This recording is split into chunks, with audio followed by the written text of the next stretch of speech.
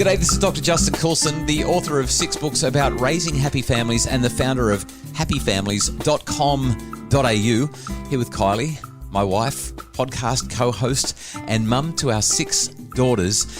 Because it's school holidays, we are sharing with you podcast conversations that matter. We think that this one is going to be really important. School holidays is a great chance for us to reconnect with our kids and practice the art of playful parenting. Woohoo! It's all about creating space for playfulness, mindset, and intention.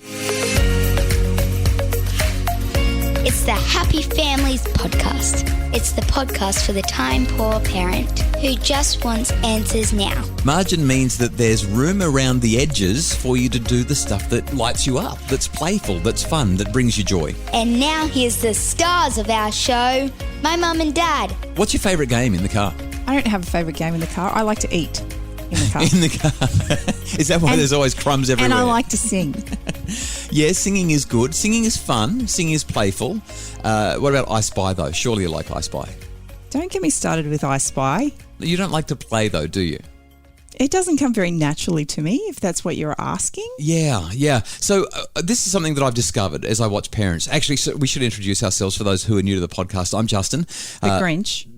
I've written 6 books about raising happy families. And you are... I'm Kylie, and I'm Mrs. Happy Families. Who doesn't like to play games? Oh, you're hilarious. Actually, you do like playing games, but you don't. do. I love playing Quirkle, and I love playing Blockers. They're all bright colours. I love colours. Yeah. They're competitive. You like to destroy our children's self-esteem as you demolish them in every game. So bad. So today we're talking about playful households, because something that I've noticed about parents is that we don't often look like we're having fun when we're with our kids. Like when you watch parents in the shopping, and it's probably unfair because kids hate shops. I don't know any parent who loves taking their kids to the shops. I don't know any child who likes going to the shops, and that's the kind of the reason that was unfair. But even at the park, a lot of parents look bored. They don't want to be with their kids. And I reckon we need to talk about how to have fun, how to have a more playful family environment. Well, that all sounds really, dandy, but the reality is life's hard.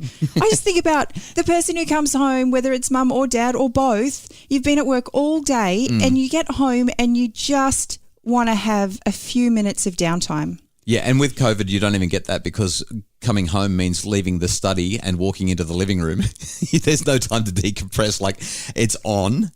And then every single person, whether it be your spouse or your partner or your children, everybody wants a piece of you. Mm-hmm. And you just want to decompress after the day that you've had and, compartmentalize everything.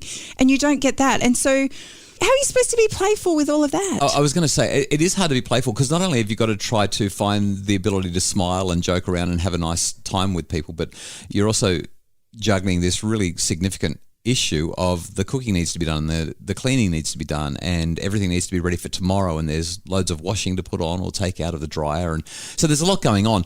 And yet we know that kids who have high quality playtime with their parents are more resilient. They learn better boundaries. They have a higher level of connectedness and relatedness.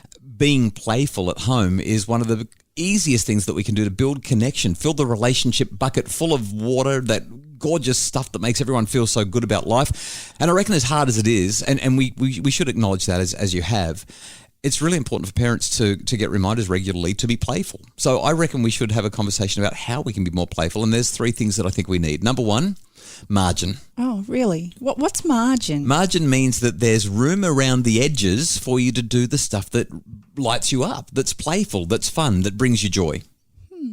So we need margin. Margin. What's your point? I feel like you're kind of digging the knife in a passive-aggressive way and trying to injure me here. Maybe. What are you saying? Oh, I'm sure everyone else will work it out. What are you saying? Come on. I don't think we have a lot of margin in our lives. Okay, so 6 kids, a business, a podcast, blah, blah, blah, blah, blah. But we can still have a sense of time affluence, can't we? Sure. If you follow me while you have a conversation as I clean the house and do the washing. I help with that. Thank you. You do. So the first thing is margin, and I reckon we need to be really intentional about that, which is the second thing. Margin requires intention. So if we're going to be playful with our kids, we have to be intentional about not just being playful, but intentional about creating the margin so that we've got the headspace to play without being stressed and saying, oh, for goodness sakes, we haven't got time for this, go to bed. So I'm going to ask you a question then around that intention. Did you feel very playful when the roof fell in?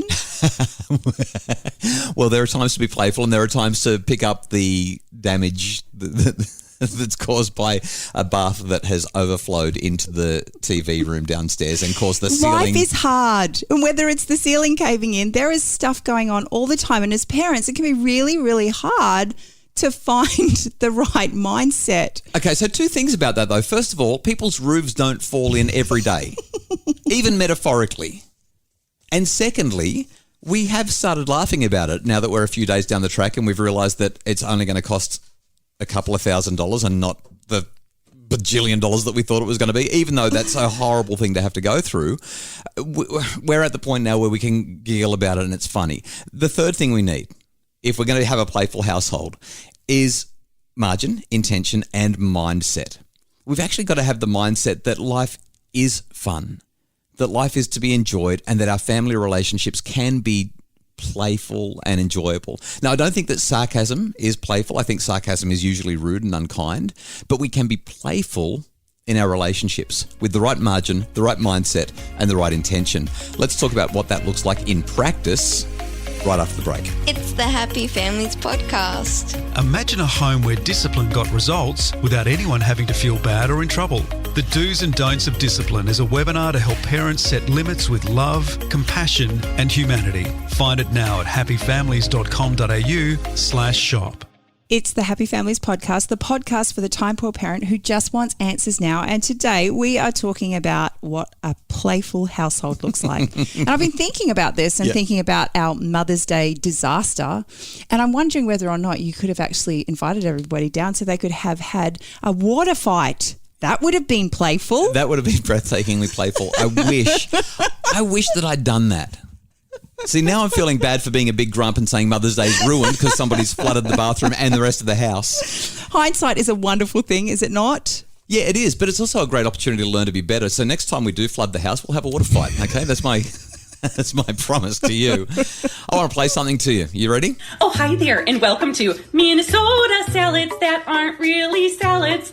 Today's ingredients for Snickers salad. That's right, in Minnesota, Snickers and apples can make a salad. I never said it was healthy. If you want to make the salad extra Minnesotan, use Honeycrisp apples, which were developed at the University of Minnesota in 1960. Mix 1 package of vanilla pudding into 1 cup of buttermilk. Whisk. Chop 8 apples. Add your chopped apples to the pudding. Lots of recipes say to take the skins off, but I say leave them on because where else are we getting fiber in our diet? Chop your Snickers. How many Snickers, you ask? Measure that with your heart. Fold in at least 1 tub of Cool Whip, but if you have too many apples, you'll need 2 tubs. And there you have it, Snickers salad. And yes, I also use Milky Way because I think it tastes like a caramel apple when it's all done.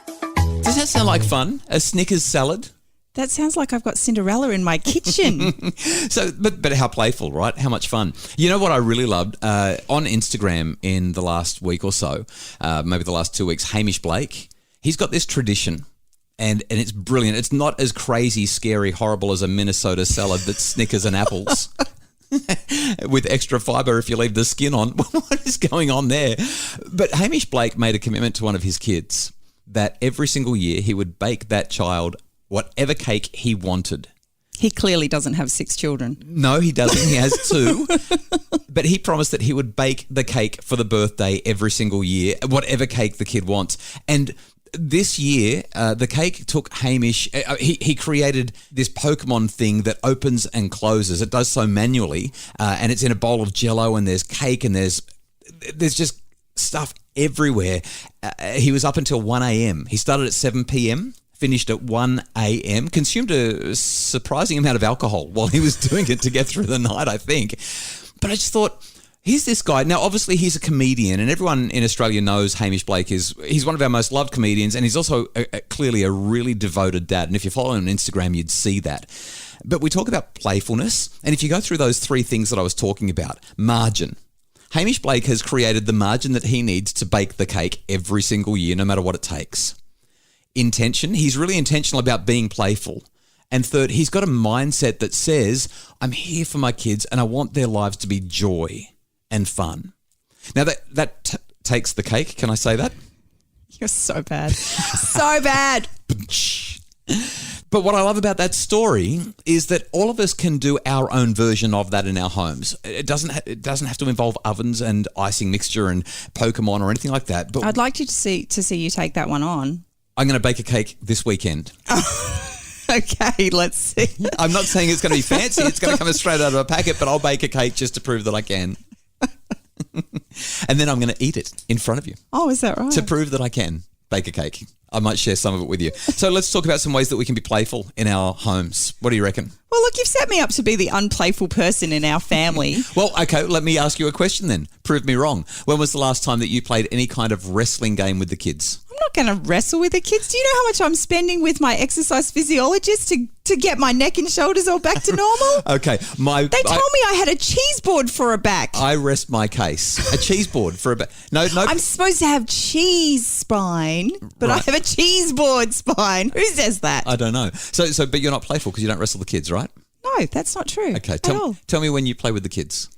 Well, we put the music on really loud in the mornings when you're off gallivanting around the countryside. I don't know, surfing or whatever else you do at that early hour of the morning. We put the music up really loud and we dance. You should see Emily's moves. She's awesome. Okay, but do you dance or do you just turn the music up? Of course I dance. Where do you think they got their moves from?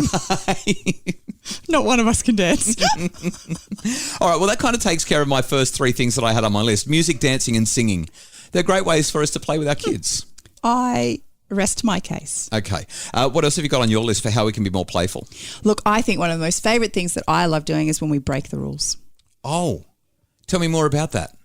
Well, we have certain rules. The kids go to bed at 7:30. We don't watch TV Yeah, after. As if. They do not. You make it sound so perfect.